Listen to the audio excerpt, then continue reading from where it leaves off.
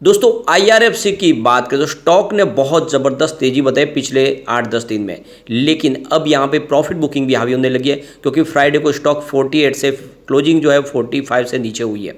तो क्या इसमें अभी प्रॉफिट बुक करके निकल जाना चाहिए या फिर अभी तेजी बाकी है? तो यहाँ पे दो बड़ी गुड न्यूज़ निकल के आ रही है जो इशारा कर रही है कि आने वाले समय इस सेक्टर में और ज़बरदस्त तेजी आ सकती है। सरकार की तरफ से कुछ बड़ा फैसला किया गया है। क्या है वो फैसला, उसको जानने की कोशिश करेंगे।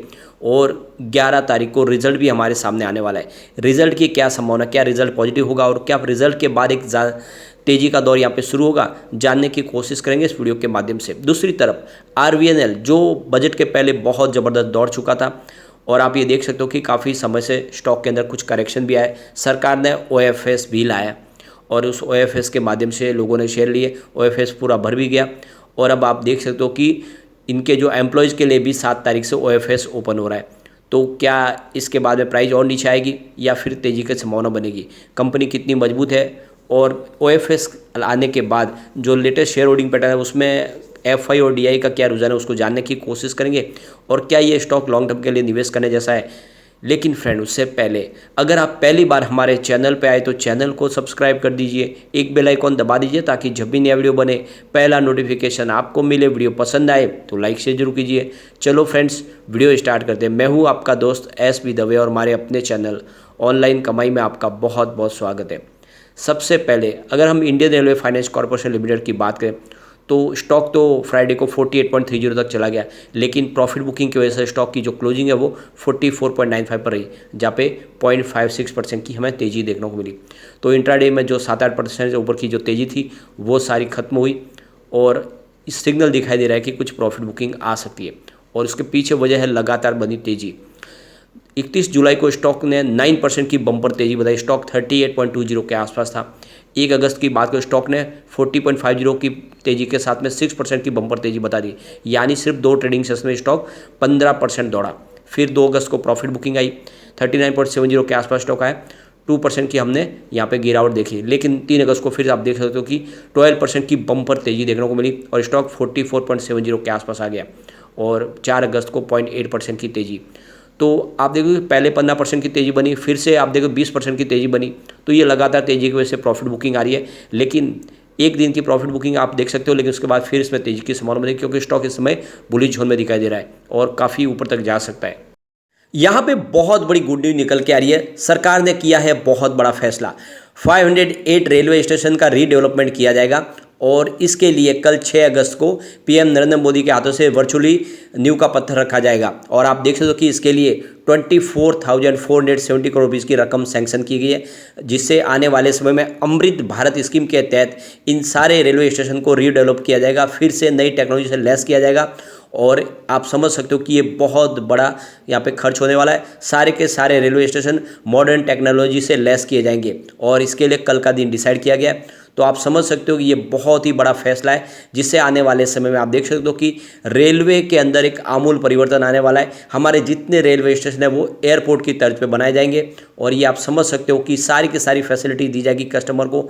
आप आने वाले समय जितने भी जो भी स्टेशन है वहाँ पे आपको किसी प्रकार की कोई कमी दिखाई नहीं देगी। इसीलिए सरकार बहुत सारा खर्च करी है अमृत भारत स्कीम के तहत। और ये 508 जो स्टेशन चूज़ किए गए ये अलग अलग राज्यों के 10 स्टेट से लिए गए हैं। इन 10 स्टेट के अंदर आप देखें तो टोटल 1309 स्टेशन में से 508 स्टेशन को चुना गया है, जिसमें आप देख सकते हो कि आंध्र प्रदेश सबसे ऊपर, उसके बाद में आपको गुजरात दिखाई देगा, फिर झारखंड और उसके बाद में कर्नाटका, फिर केरला और उसके बाद मध्य प्रदेश, फिर महाराष्ट्र, ओडिशा और राजस्थान और तमिलनाडु को यहाँ पे चूज़ किया गया है। इन 10 राज्यों के अंदर जो रेलवे स्टेशन है करीब 508, उनका फिर से रीडेवलपमेंट होने वाला है। सारे के सारे स्टेशन मॉडर्न टेक्नोलॉजी से लैस किए जाएंगे।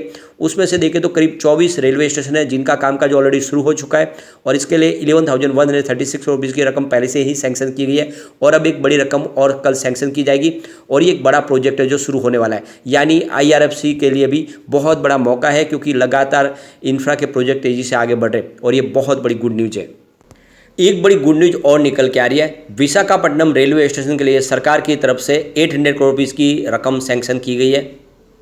तो राज्यसभा में ये जवाब दिया गया है हमारे यूनियन मिनिस्टर अश्विनी वैष्णव की तरफ से कि ये विशाखापट्टनम स्टेशन को फिर से नई तरीके से लैस किया जाएगा और उसके लिए 800 करोड़ का खर्च किया जाएगा। इसके अलावा थर्ड और फोर्थ लाइन भी बिछाई जाएगी विशाखापट्टनम से लेके देखे गोपालपट्टनम के बीच में 15.3 किलोमीटर की, और इसके लिए 159.47 करोड़ इसका खर्च किया जाएगा। इसके अलावा एक 20 किलोमीटर का और एक 3 और 4 लाइन का एक ट्रैक बिछाए जाएंगे, तो इसका 302 करोड़ का खर्च होगा। और इसके अलावा भी देखें तो तीसरी चौथी लाइन और बिछाई जाएगी, इस तरह से 12 किलोमीटर की एक और ट्रैक बिछाई जाएगी, तो इस तरह 154 करोड़ का खर्च होगा। इस तरह से बहुत सारे जो है रेलवे ट्रैक के प्रोजेक्ट भी यहाँ पे सैंक्शन किए गए। इसके अलावा एक फ्लाईओवर बनाने के लिए 183 करोड़ का खर्च और किया जाएगा। तो इस तरह से बहुत सारे जो प्रोजेक्ट है जो विशाखापट्टनम में किए जाएंगे। तो आप देख सकते हो कि सरकार जिस तरह से लगातार अनाउंसमेंट करी है वो इशारा है कि आने वाले समय रेलवे के शेयरों में तेजी रुकने वाली नहीं, बल्कि बहुत तेजी से स्टॉक ऊपर जा सकते हैं। अब रिजल्ट भी हमारे सामने आने वाला है। 11 अगस्त को कंपनी अपना रिजल्ट देने जा रही है, और आप ये देख सकते हो इस रिजल्ट के बाद तेजी का दौर शुरू हो सकता है, लंबा चल सकता है। अगर हम बात करें इसके रेवेन्यू की, तो जून 2022 में 5627 करोड़ के आसपास कंपनी का रेवेन्यू था, जो मार्च 2023 में बढ़ के 6236 करोड़ के आसपास पहुंचा। तो रेवेन्यू आपको बढ़ता हुआ दिखाई देगा। प्रॉफिट की बात करें तो जून 2022 में 1660 करोड़ के आसपास प्रॉफिट था, जो मार्च में कम होकर 1328 करोड़ के आसपास है। तो प्रॉफिट जरूर कम हुआ है, और इस बार आशा करें कि प्रॉफिट भी बढ़ेगा, तो फिर तेजी का दौर एक लंबा चल सकता है।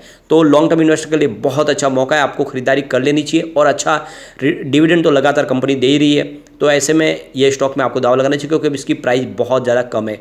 आने वाले समय डेफिनेटली 3 डिजिट में स्टॉक जा सकता है। चलते हैं हम रेल विकास निगम लिमिटेड की तरफ। 122 पर स्टॉक था, जहाँ पे 0.53% की गिरावट देखने को मिली। वैसे इंट्राडे में स्टॉक 124 तक भी जाके आया था। तो यहाँ पे देख सकते हो कि कंपनी ने फैसला किया है कि अपने एम्प्लॉयज़ को भी OFS स्कीम के तहत शेयर जारी किए जाएंगे, और इसके लिए जो प्राइस रखी गई है 121.60 की रखी गई है। जिस प्राइस से इंस्टीट्यूशनल इन्वेस्टर को जो शेयर जारी किए थे उसी प्राइस से इनको भी दिए जा रहे, और रिटेल इन्वेस्टर को तो 119 में शेयर दिए गए थे। तो फिलहाल स्टॉक की प्राइस भी लगभग वहीं पर है जहां पे इन्होंने शेयर देने का अलाउंस किया है। तो 7 से लेकर 8 अगस्त तक ये 2 दिन के लिए आप देख सकते हो कि इनके एम्प्लॉयज़ को OFS स्कीम के तहत शेयर जारी किए जाएंगे। तो इससे कोई ज़्यादा शेयर की प्राइस में फ़र्क पड़ने वाला नहीं, क्योंकि प्राइस लगभग वहीं के वही है। अब कंपनी अपना रिजल्ट भी देने जा रही है, तो यहाँ पे देख सकते हो कि 12 अगस्त को कंपनी अपना रिजल्ट देगी, और रिजल्ट के पहले अगर हम इसके रेवेन्यू की बात करें तो देख सकते हो कि जून 2022 को 4641 करोड़ के आसपास रेवेन्यू था, जो मार्च 2023 में बढ़ के 5720 करोड़ के आसपास पहुंचा। यानी पिछले जून के मुकाबले रेवेन्यू आपको बढ़ता हुआ दिखाई दे रहा है, और आने वाले समय इसमें और बेहतर परिणाम की हम उम्मीद कर रहे हैं। बात करें अगर प्रॉफिट की, तो जून 2022 में 298 करोड़ के आसपास प्रॉफिट था, मार्च 2023 में ही बढ़ के 359 करोड़ के आसपास पहुंच गए। वैसे पिछले मार्च की बात करें तो प्रॉफिट बहुत भारी था। अब धीरे धीरे जो प्रॉफिट में इजाफा शुरू हुआ है, आप इसके फंडामेंटल देख सकते हो काफ़ी अच्छे हैं। मार्केट कैप 25,573 रुपीज़ के आसपास है। करंट प्राइस इसकी 123 की है। लो इसका 30 रुपीज़ का और हाई 147 का। स्टॉक तो काफ़ी दौड़ चुका है, लेकिन आने वाले समय और तेज़ी से जा सकता है ऊपर, क्योंकि बिजनेस बहुत अच्छा है। कंपनी नवरत्न बन चुकी है। स्टॉक का P 18 का है और बुक वैल्यू इसकी 35.10 है। डिविडेंड इसने दिया 1.49% का, जो काफ़ी अच्छा है। ROC इसका 17.8% है और ROE 20.7% है। फेस वैल्यू 10 है। तो फंडामेंटली कंपनी बहुत अच्छी दिख रही है, और सबसे जो बड़ी बात है, कंपनी काफ़ी अच्छा डिविडेंड पे आउट दे रही है, करीब 32.2% का, जो काफ़ी अच्छा हेल्दी डिविडेंड कहा जाता है। और पिछले 5 साल का CAGR 20.3% के आसपास है। अब यहाँ पे जो सबसे बड़ा जो आंकड़ा निकल के आ रहा है वो है इसका शेयर होल्डिंग पैटर्न, जो लेटेस्ट आ चुका है OFS के बाद। तो जुलाई का शेयर होल्डिंग पैटर्न हमारे सामने आ चुका है। सरकार ने अपनी होल्डिंग कम किया OFS के माध्यम से। तो आप देख सकते हो कि 78.20% की जो होल्डिंग थी अब घट के 72.84% पर आ गई है। तो सरकार ने लगभग 5% की अपनी होल्डिंग कम की है। अब FI ने यहाँ पे जम के खरीदारी कर लिया है। यहाँ पे इस दौरान FI की होल्डिंग बढ़ चुकी है, यानी FI ने जम के यहाँ पे निवेश किया है। तो देख सकते हो कि 1.75% की होल्डिंग थी जून क्वार्टर के दौरान, जो बढ़ के 3.10% के आसपास हो गई है। लगभग दुगना के आसपास FI की होल्डिंग्स हुआ है। FI ने बहुत भारी निवेश किया है RBI ने, और जो ये सारा कर के स्टॉक अभी बहुत ऊपर तक जा सकता है। DI की बात करें, उनकी होल्डिंग थोड़ी सी आपको कम होती हुई दिखाई देगी। 5.75% की होल्डिंग थी जून में, जो जुलाई में 5.44% हो गई है। तो मामूली सी होल्डिंग DI की घटी है। जनरल पब्लिक की बात करें, उनकी होल्डिंग 14.30% के आसपास थी, तो इस OFS के बाद 18.62% तक आ गई है। तो ये शेयर होल्डिंग पैटर्न का इशारा है कि आपको लॉन्ग टर्म का नजरिया लेकर निवेश करना चाहिए। यह स्टॉक आने वाले समय आपको मालामाल कर सकता है, क्योंकि जिस तरह से रेलवे के प्रोजेक्ट आ रहे हैं, वो प्रोजेक्ट इशारा कर रहे हैं कि ये बिजनेस बहुत तेज़ी से बढ़ने वाला है। और सरकारी ये POC कंपनियां जो बहुत अच्छा डिविडेंड भी हमें देती है, तो इन्वेस्टमेंट कर ही लेना चाहिए। लेकिन फ्रेंड, कोई भी इन्वेस्टमेंट करने से पहले अपने फाइनेंशियल एडवाइजर से बारे ले ले या अपना खुद का रिसर्च करें, क्योंकि मैंने वीडियो आप आपके एजुकेशनल पर्पज़ के लिए ही बनाया वीडियो पसंद आए तो लाइक से जो कीजिए और चैनल को सब्सक्राइब कर दीजिए। Thank you friend.